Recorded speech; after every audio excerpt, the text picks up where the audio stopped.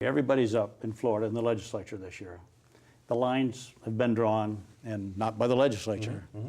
Do we see any opportunity, Screven, for the Democrats to pick up some seats in the House and the Senate? We will absolutely pick up seats. Are we going to take control of the chamber in 16? No, but we will definitely pick up seats. It's going to be unprecedented. We have 43 new members of the House of Representatives that are coming in for the first time, 16 to 18 new senators.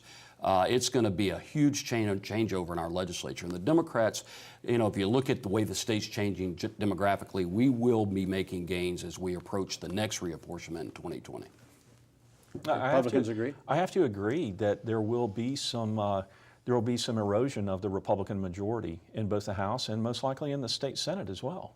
I don't see, knowing where the seats are that are open, they're in Miami-Dade, they're in Central Florida, and speaking in the Senate right now, that's going to make the Hispanic turnout and the population changes in these new seats very challenging for the Republicans to hold. And real quickly, talking about Miami-Dade, the younger generation of Cubans is becoming more Democratic, not nearly as Republican as Grandma and Grandpa. Is that right? Very much the case. Very much the case. The third generation especially, and then of course in Miami-Dade right now, at the last census we had in 2010, just under half of all the Hispanics that lived in Miami-Dade even claimed that they were Cuban. Non-Cuban Hispanics are starting to have an influx, much bigger share of the electorate down in Miami-Dade. And I want to say this on the note as we're talking about Republicans.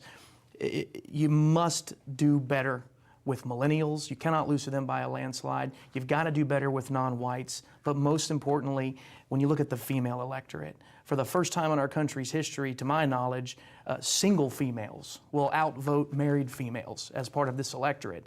And Republicans have got to start figuring out a way to talk to this part of the electorate, or it's going to be hard to put together general election vote math. Steve, you got to like that.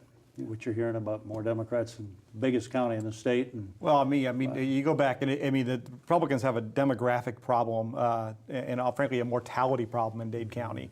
When you look at first-generation Cubans that make up the Republican base, simply they're getting older and dying, and they're being replaced by younger Cubans and younger non-Cubans. Cubans will make up maybe only 40% of all Hispanics that vote in Florida this year, which is a huge change from where we were only 12, 15 years ago. It's going to be fun to watch. I'm sorry. Well, it's not only the Democratic rises, and Ryan's going to smile at this because we've talked about it for years, it's the MPAs. It's the people that are registering no parties.